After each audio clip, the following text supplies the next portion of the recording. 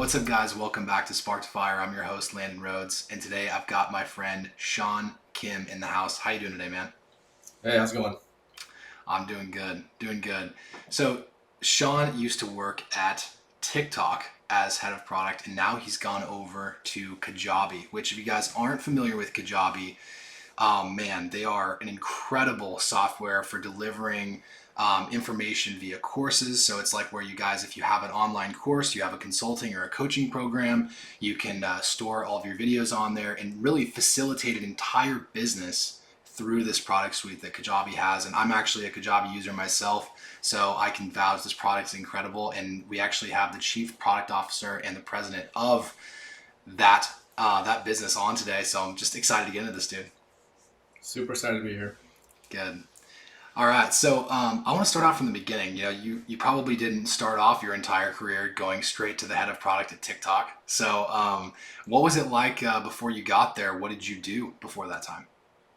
Yeah, so my career actually started off in digital marketing. I was at a company called Experian Cheetah way back in the day, like I think maybe 15, 16 years ago. And it was only there, like I actually really learned a lot about how important it is to learn more about, actually, you know, uh, uh, solving customer problems and helping customers on a regular basis, and why it's so important to focus on the customer and ensuring that you're building content, you're building experiences and marketing assets for them. After that point, I actually went to a few startups that I started. One was called Brand and Kim. Another one was called Chembu. Those hands-on experience is probably the best way to learn, how to build a business, right? You had like the hands-on experience itself, going through the motions of like, taking risks and failing and learning along the way. So really invaluable experiences there. From there, I went to a company called DirecTV, which was later purchased by AT&T. And T. Hmm. And I would say like the big lesson I learned there was that, when you're early in your career, having an amazing manager is more important than the company itself. So if you had to choose between the two, like a really amazing manager or an amazing company, I would actually choose the manager because they're going to open up a lot of doors for you. They're going to really teach you how to be the best version of yourself. And this person that I used to report to, she went on to become the president of Discovery at one point. But she's the one that actually got me into product.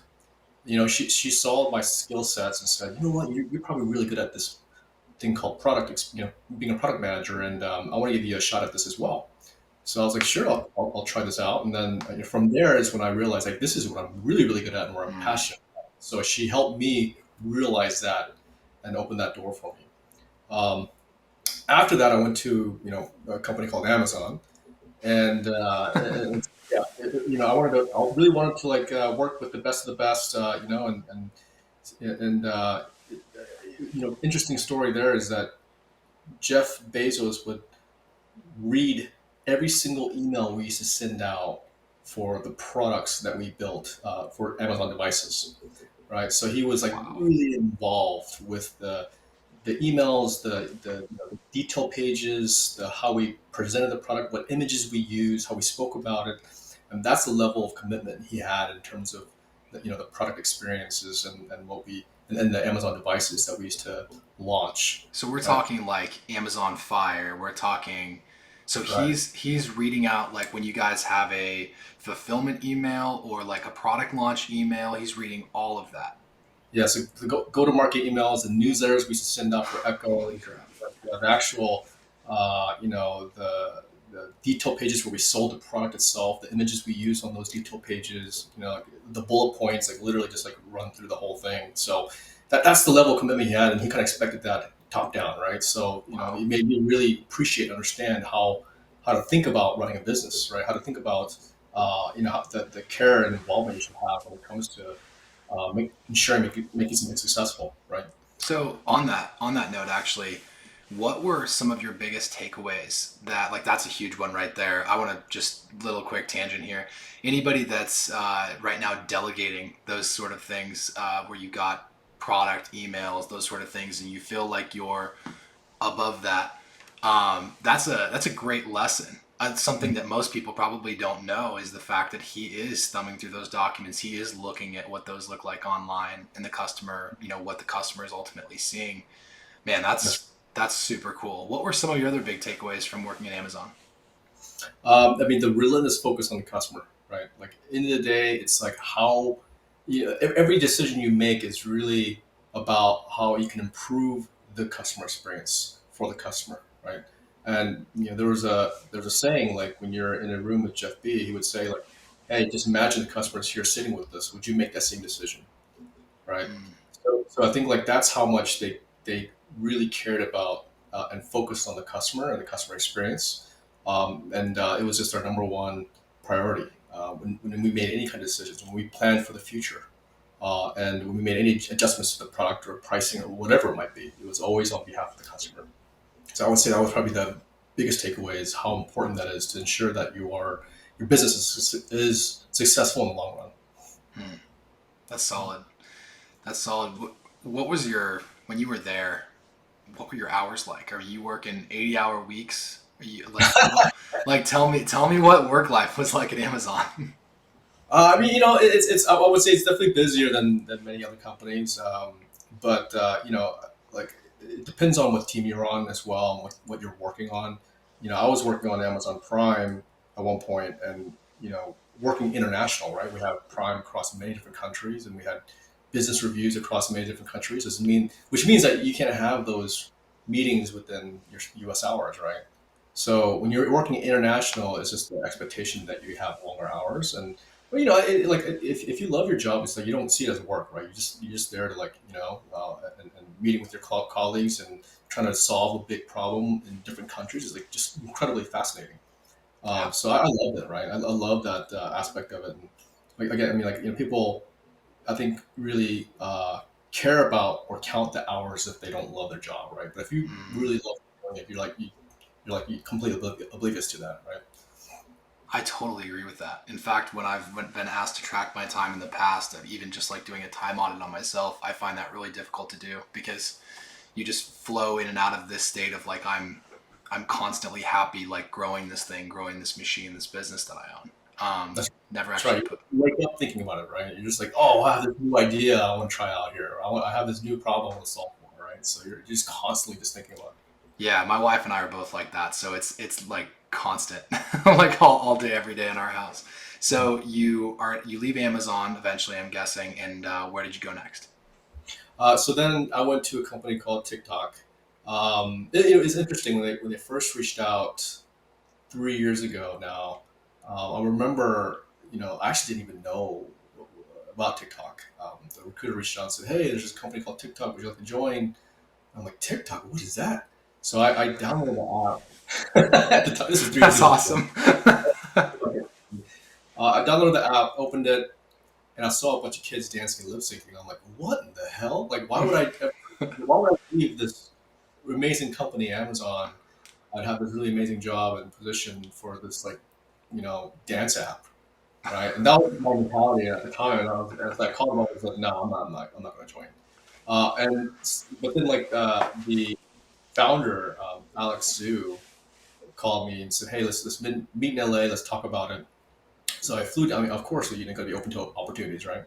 So I flew down to LA, met with him, and he kind of helped me understand the value of the app. So his position was like, yeah, the content's not amazing right now, right? That's something we will fix over time, right? But we've figured out discovery, right? And we figured out discovery. So that's when the light bulb in my head went off. I'm like, oh wow! So if you figured out discovery, and we improve content, that means then we can help people discover, like, where to eat, where to travel, what books to read, what movies to watch, right? What's the latest entertainment? What's the latest trend in clothing or whatever it might be, like. And that's something that's not many people, or maybe no one's figured out, right? Mm. Uh, Not, well, at least not well. I mean, if you look at Amazon, 80% of their revenues from retail is from search, right? So discovery is a whole nother way to help people, find content or information or or entertainment. So education, right? So I think like that's when I realized like this is a huge opportunity for me to take on, and it was a risk for sure, Hmm. 100%, right? And but it was, sometimes you have to take risks in life, and that's why I joined TikTok. Yeah. And so, what was their monthly active users when you joined TikTok? When I joined, monthly active, it was, I can't remember exactly what it was, but it wasn't what it is today. It wasn't in the billions. It was way lower, right? So yeah, maybe 100 of, I don't remember. I don't remember exactly, but it wasn't a lot. It wasn't. Oh yeah, and it was at the time. It wasn't like super well known. Hmm. Well, it was still a dance app. Gary Vee was probably one of the few people even talking about it online seriously, right? Yeah. Like Gary Vee's like, yeah, yeah, it's dancing now, but like it's the exact same thing. He said, he's like, the content will eventually change to be informational. It will eventually be motivational. It will be, like you said, discoverable. Um, and so when he said when you said they figured out discovery, so it's obviously an algorithm change, right? Mhm. From Instagram or Facebook. How much of the algorithm is modeled around like Facebook, Instagram, and like you don't have to give me specifics, but percentage wise, it like 20%, 30%, or is it like a whole nother animal? It's completely different, right? 'Cause it's with Facebook, Instagram it's a social graph, and this is an interest graph. It's a completely different type of algorithm altogether, right? Okay. And so I think like you don't need to know anyone on the app. As soon as you join, like we'll learn to provide the most interesting information that you might want to consume. And what's great is that because we've figured out discovery on that platform, you can also add transactions to it afterwards, right? So you can be an e-commerce powerhouse at one point. So if you think about it, like if you show like, hey, places to travel, places to eat, then it's a matter of like enabling the transactions at the endpoint, at the last mile. So Hmm. travel, here you go. Click here to book your travel to Hawaii. Places to eat, here you go. Click here to have that food delivered to your door in 10 minutes or whatever it might be, right? So that's where it gets incredibly interesting as you start providing that additional value.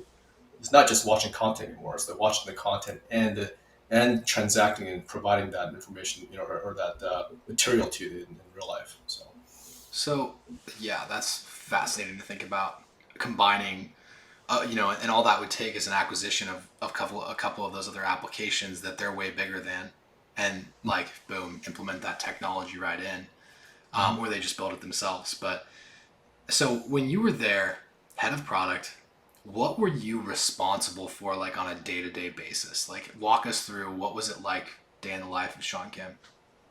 Yeah. I mean, so we did a lot of things. We took a look at like what customers really wanted from that app, or users, right? Like what creators really cared about, having conversations with users and creators, and trying to prioritize what is the best possible products we could potentially offer, and what are ways we can reduce the friction in a lot of the different ways that their creators or users were interacting within that app, right? So some of the best products are those that take existing behaviors and you're trying to remove the friction points with those existing behaviors, right? Example of this would be a feature we worked on called Stitch. Mm-hmm. Uh, you know, uh, so Stitch essentially allows you to watch content in the app and then take a portion of the content and add, and then record and add your own ending to it, right? And what we were noticing was that people were actually doing that outside the app. They were stitching content together and re-uploading it. And we're like, why don't we just make that easier to do in the app? And so we created this experience in the app. And what was interesting to our surprise was a lot of the really crazy use cases that came out of it, really interesting use cases. And we learned that people were really creative, right? So the best one is like when people start asking the audience questions. Mm-hmm. Hey, what is a video that lives in your head rent free? Like, tell me you're a Harry Potter fan without telling me you're a Harry Potter fan. And Yeah, Stitch that's video. good. That was a whole new type of content we started seeing on the platform, and the collaboration between creators and users, and it was phenomenal. And that's what was really amazing about that app, is that there's always new types of content that's being created. The creativity that you see with people. If you had to boil it down into like a three-step process, what's the fastest and best way people can grow on TikTok? The fastest way to, it's being authentic, right? People love authenticity, and really providing some value, right? Something that people want, people care about. Like, so I think if you were to, stay true to who you are, and find a topic or content that you care about and create content around that, um, you know, I would say is the way to go. And I wouldn't say like, hey, this is the fastest way there. Like, I don't think there's a sure shot way to get there, but I would say long and steady. Like, if you want to have a user base that really cares about the content you're creating, you should care about it as well. Hmm. Yeah, going back to what we said about Jeff B. Yeah, exactly, Like, exactly. you want the people to love the product. How much do you love the product that you're giving out to them? How detailed are you Mhm. in the creation process? I love that. That's That's right. gonna be that's gonna change my life a little bit. I think. Like I think there's some things that even I've been doing that on. Like I feel like I'm quote above certain things, and like obviously like Jeff has a team. He has to delegate out certain things, but I find it fascinating. There's this quote actually by Naval, and he talks about the only reason the only reason you sell is because you can't market. The only reason you market is because you can't build product. Interesting. And that's so relevant to you, right? I mean, and like frankly, like iPhones, right? Mhm. And obviously, Apple. I've got an Apple computer, Apple iPhone, Apple Watch that I'm using right now. They market, but like how much do they have to market comparatively to get people to fall in love with the product for the first time and then buy that for the next 2-3 decades of their life, right?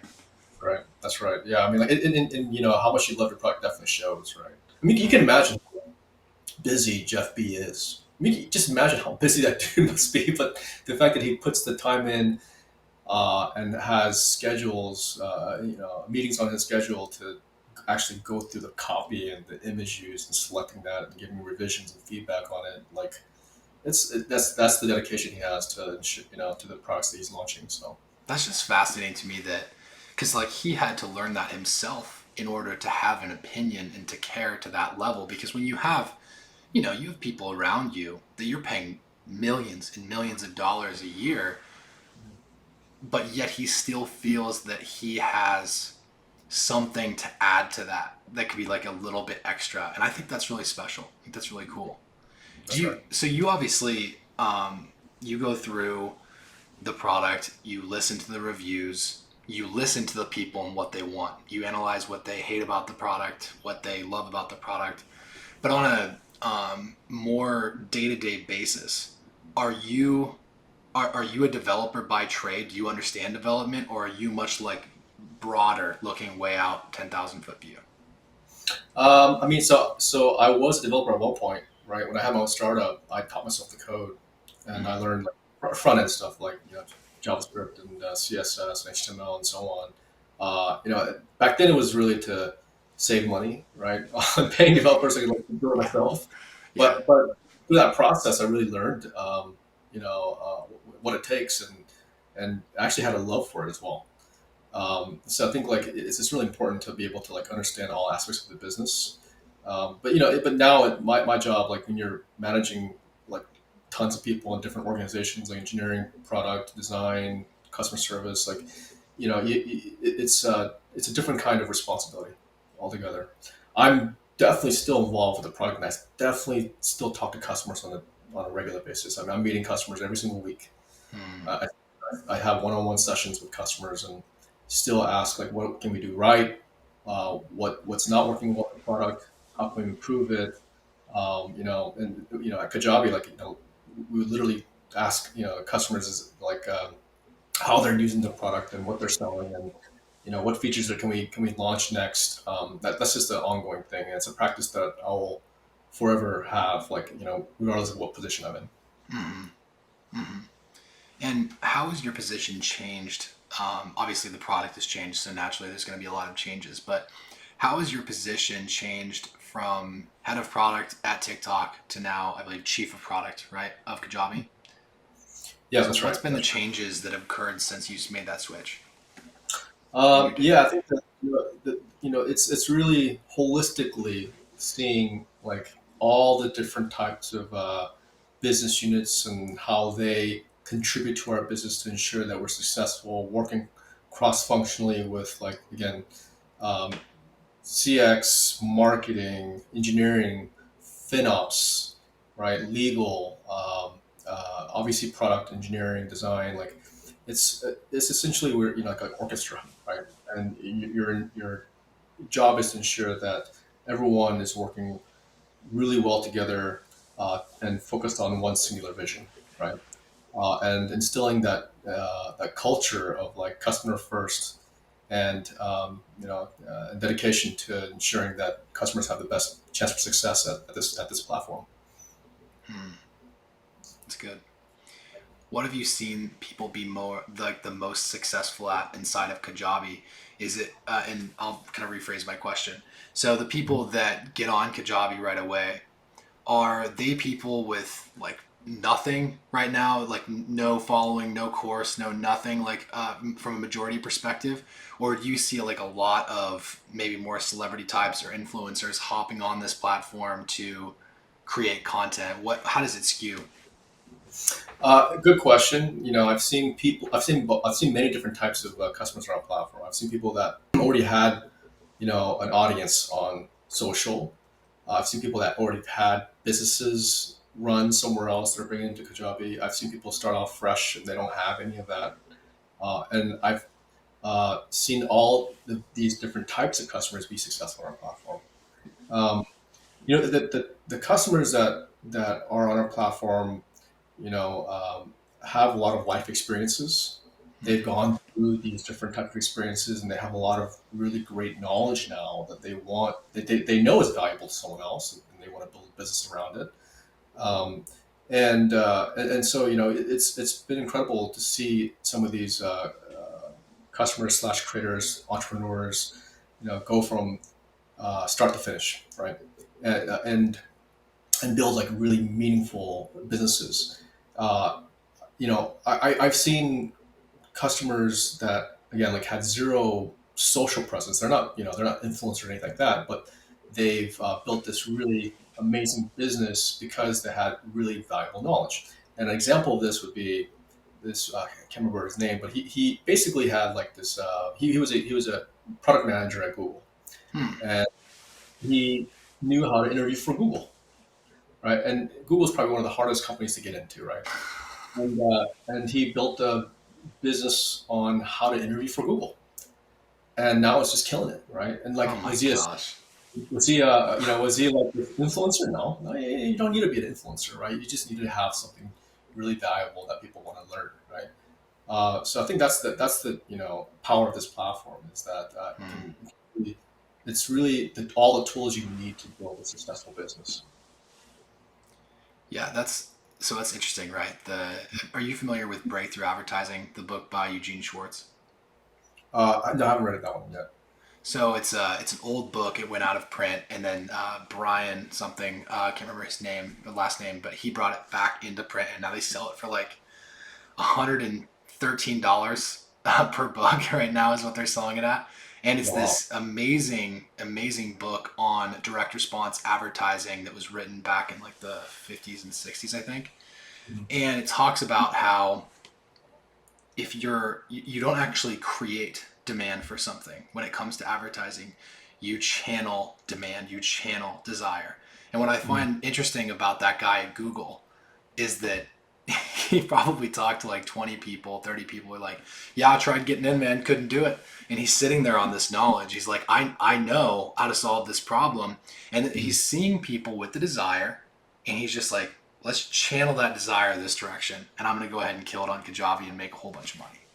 Right, right. And there's tons of these type of customers, right? There's this other lady that she was a nurse and she knew how to sleep train kids, right? Because Say she's it been again. doing Sorry, I missed that.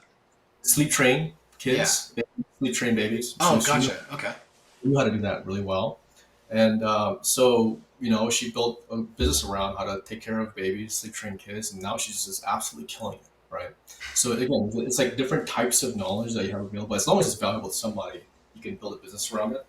And what's interesting is I've talked to so many customers at this point, and there's one thing that they all have in common, is that they have really locked down customer validation. And Mm. what that means is like they know who their customers are, they know what the problem is that they need to solve, and then they get a MVP out there quickly, minimum viable product, right? They don't spend like 6 months, 7 months, a year putting a video course together. They get something out there quickly that's not perfect, right? And they get feedback from customers quickly and iterate and iterate and iterate. So they have a version 1, version 2, version 3, and so by the end of the year they have a version 10 that's just like awesome. Like they have like all this feedback they've gotten from different types of customers, and that's how they're able to build this really amazing product, right? And so they think like product managers from that perspective. And so that's the one thing they have in common. And the people that don't do quite well, don't so well, are the ones that spend, you know, years putting a video course together that no one may, even want, right? So they never gotten that customer validation, right? They think it has to be perfect, and they spend too much time on it. Versus just get it out there, right? Get it out there and see what happens, and then get that feedback early on, and you can iterate and pivot or evolve or whatever you need to do, but you get that feedback early. I love that. They think like a product manager. That's so good. That's so good, guys.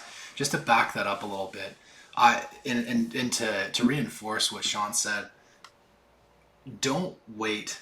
Don't try and make it perfect before you launch, because at the end of the day, that channel desire that Eugene Schwartz was talking about in his book Breakthrough Advertising, that is so incredibly important, and you're going to be pushing a rock uphill if you don't actually find channel desire, if you don't find that there is a general need for what it is that you're making. Like that chick that was helping sleep train babies, she probably didn't wake up one day and think, you know what, I'm going to make a course and it's going to be about sleep training babies. But like, she didn't go from no thought to that. It was her talking to like 30 or 40 women probably, or men, and like, hey, I'm trying to sleep train my kids, but we can't get them down at night. Mhm. Boom, problem, right? They're able to solve it. So this is a question more targeted around being a product officer, product manager. How, like, I have a couple of courses myself that I sell. How can I think more like a product engineer, product specialist like yourself? Mm, good question. So, yeah, making sure you have nailed down customer validation. You don't need to have 100% of the data to make a decision, Mm, right?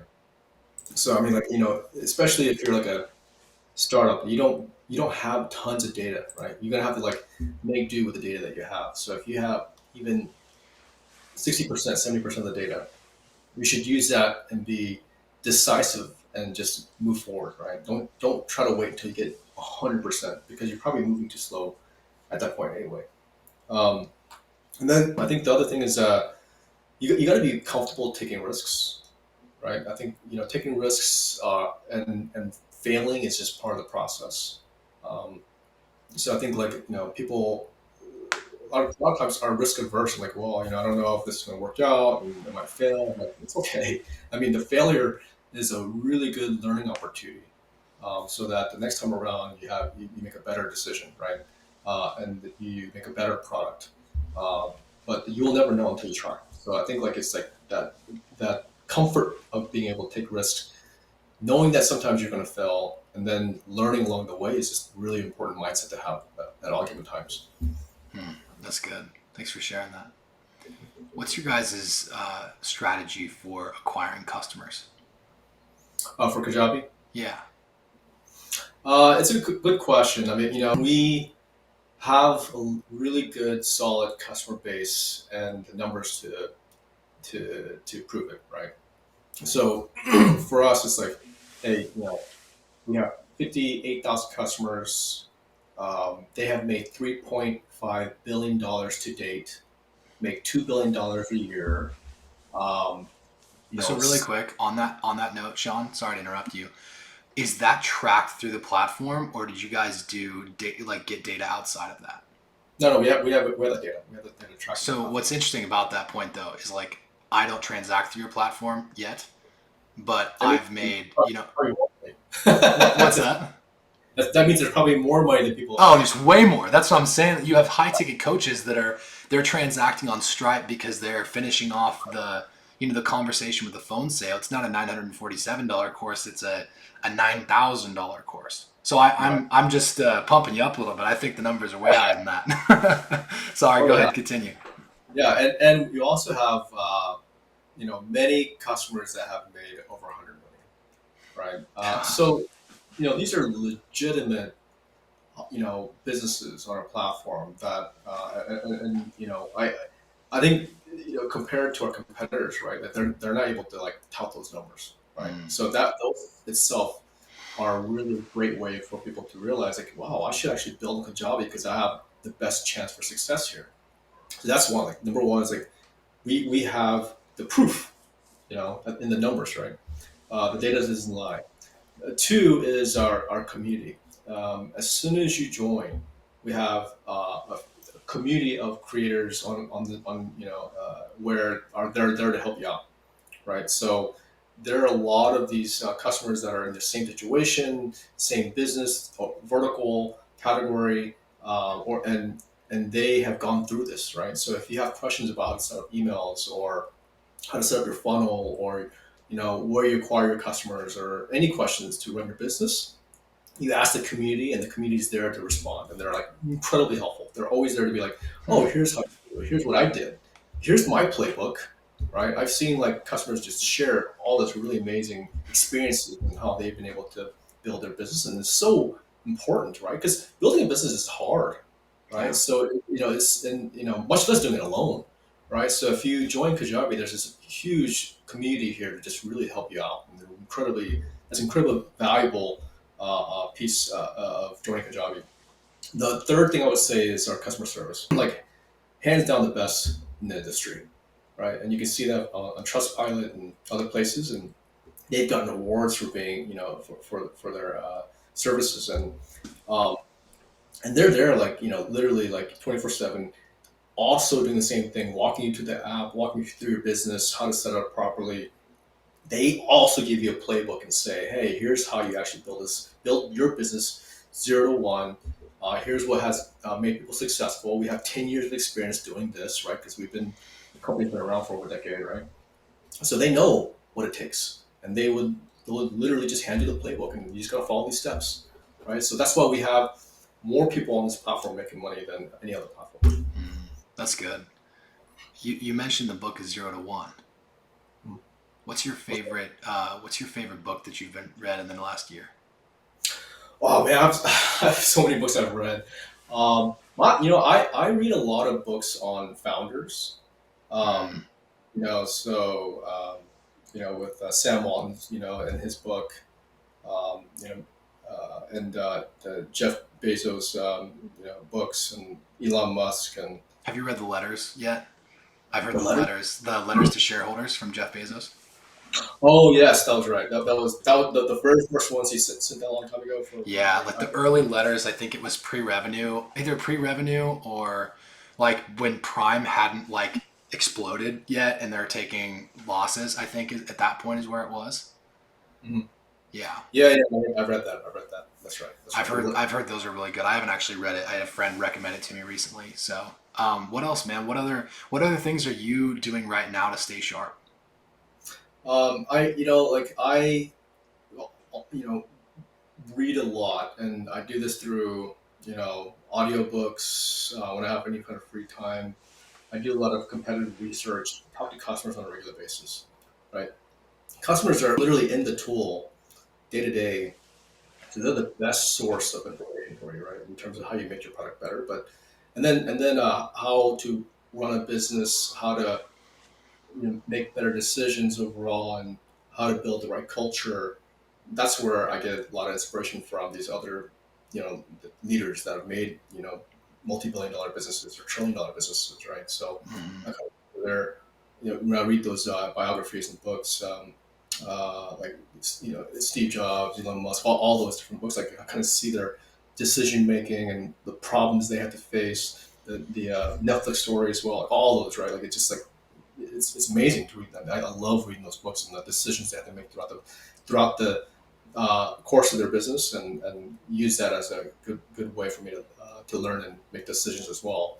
And what they all have in common is the focus on customer, man. Like, it's like literally every It's single one true. is like focusing on customers. So, yeah, Yeah, that's incredibly true, and I love that too because when you're consuming information from a general business book, a quote guru wrote, you don't necessarily know what experience that person has had unless they explicitly share it in the book. But if you read something from Elon Musk, you read something from founders of Google, Netflix, LinkedIn, you're getting a first-hand look at like this is what a billionaire thinks like.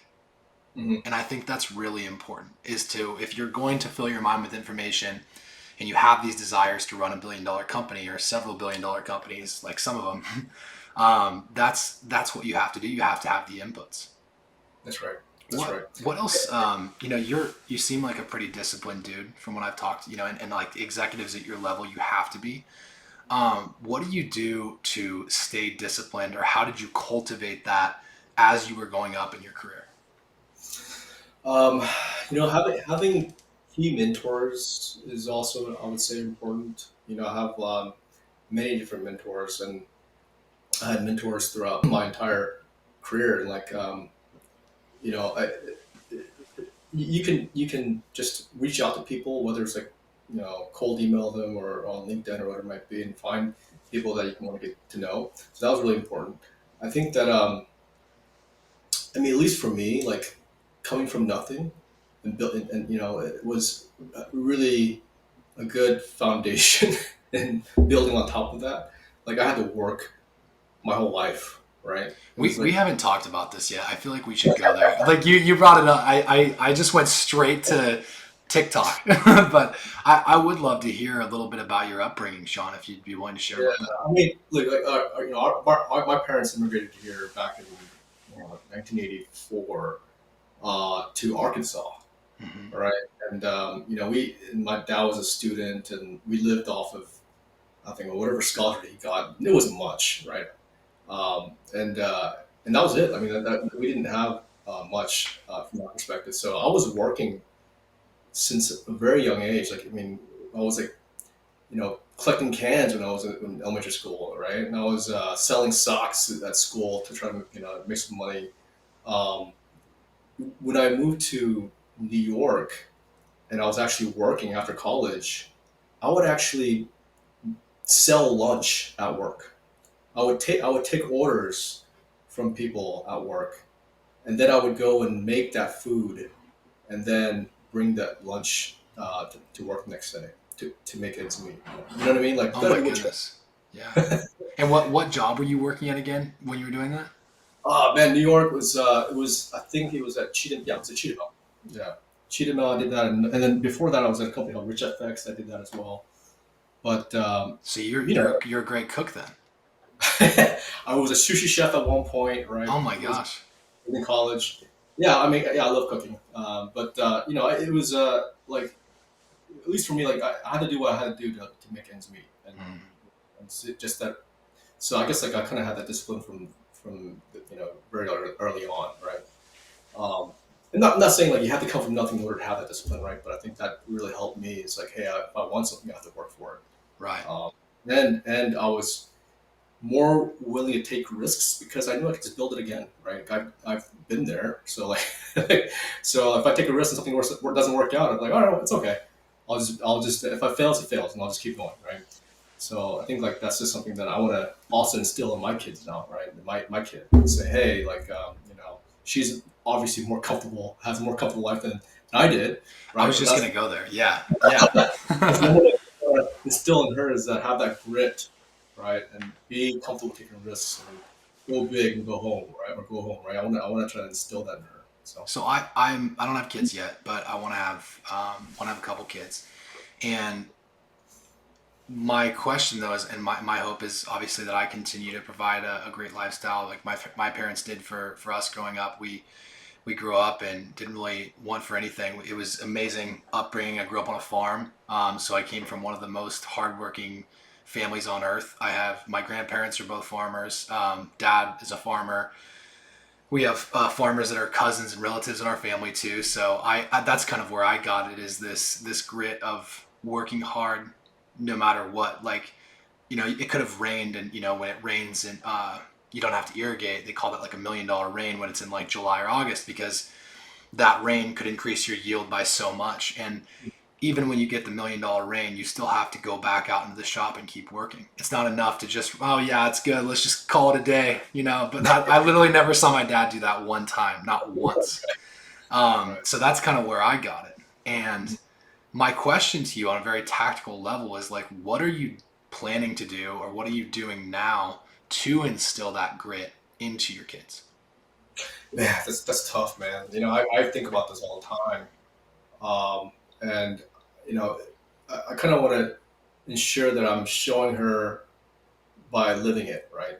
Mm-hmm. And showing her how hard we work, and not and appreciate every dollar, right? And also, you know, I was having this conversation with my wife. We were like, hey, we should probably make her work when she's like at a certain age, right? And she can legally start working. Like, hey, it's like actually working and earning a buck is actually a really amazing experience, Mm-hmm. right? I think we should do that as well. Like work study in college, right? Or getting jobs, and so on. I think those kind of experiences like kind of ground you, and it helps you appreciate the work that goes into making a dollar. And then so that those are things we're planning to do. I think like just challenging her along the way and just helping her realize like, you know, uh, nothing's free in life, right? You got to work for it, and just keep pushing yourself and challenging yourself, and be comfortable taking risks. The other thing I want to teach her is like, hey, if you fail, it's okay, right? And we're not going to punish you for failing, right? I think we would only get a little. We would probably challenge her if she wasn't taking big enough risks Mm-hmm. and trying things out. We'd say, hey, what did you fail at today? Like, what did you not try today? Like, I'd rather have that conversation versus like, oh, I did the thing and I was successful at it all. And it's like something that's really small, right? Like it's not that meaningful, right? Versus like she took a shot and aimed at something big and didn't work out. And like, hey, we would applaud her for that, right? Right, because she's going to learn so much more from that failure. And I've also heard this recently, is that you have to let your kids experience disappointment, Yeah. and the earlier the better. Not like parental disappointment, but the kind that's manageable and that's inside of a box. I've heard that that's incredibly important too, and like that goes back to the failure thing. You'd rather her shoot for the stars, and if she falls, but she'll get back up. Yeah, that's right. That's right. And That's like if good. she wants business, if she wants to start a startup, I'd be like more than happy to support her, right? It's Yeah. much easier to take that risk and start early on than later when you have kids and you have like when you have like a mortgage or whatever, like all these other responsibilities in place, right? So I think like taking those kind of risks early on is even better. Yeah, that's good, man. You seem to have a great head on your shoulders. Your parents did an awesome job, and it's such a blessing being able to talk to you today. It's been a lot of fun. Oh, thank you so much. It was a Yeah, blessing for me. yeah. That's that being said, I'd love to know what kind of parting pieces of advice would you want to give to our listeners, these young startup entrepreneurs. Let's start with them first, and then for the more experienced entrepreneurs that have been in the game for 5, 10, 15 years, what would you say to them? Yeah. For the new entrepreneurs, I would say like, hey, know who your customers are, right? And just be very, very clear about the customer problem you're solving for. Sometimes that's like, the hardest thing, right? Just be very clear, and do the work to understand how big an opportunity is, right? And be very niche, right? Don't say like everybody has this problem, but like, hey, be very focused and niche and say, hey, I'm going to solve a problem for this specific audience, right? Start there. Um, and you don't again like you don't need all the data to make a decision. Just like 60-70% is fine. Especially when you're starting a company at a startup, you won't have a lot of data, right? So I think like once you get enough, just be decisive. Being more decisive is being decisive is more important than having all the data.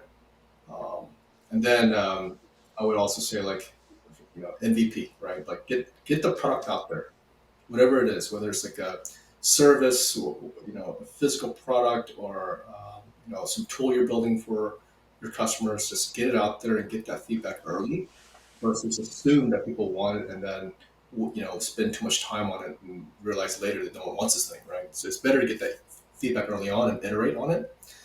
So I would say that. And for everyone else, like, I mean, hey, whether you're a new entrepreneur or existing, I think just, again, like, number one thing is like be comfortable taking risks and be comfortable failing and just learning from those failures and moving on.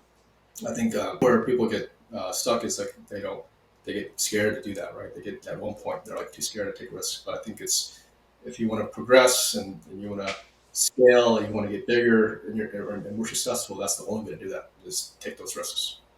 That's good. Some great advice from a very wise man, ladies and gentlemen. I hope you guys have enjoyed this episode. I'm gonna go back and re-listen to this one over and over. I feel like I learned a ton. So thank you, Sean. Really appreciate you, man. Thank you. All right, guys, that's going to wrap it up for this episode of Spark to Fire. If you guys aren't yet subscribed on YouTube, make sure you do that. And also leave us a 5-star rating on iTunes and a review. That is how we get more awesome people like Sean on the show. So when people like Sean check us out, they're like, is this guy any good? They'll look at those reviews because he's a product guy. I'm like, okay, it's worth my time, right? No, in all seriousness, guys, I hope you enjoyed this. And on a more of a research note, I'd love to hear back from you. What are things that you think I could be doing better on Spark to Fire to improve this product? This product of delivering value, delivering information to you guys. I love doing this. So that's all for this one, and keep striking.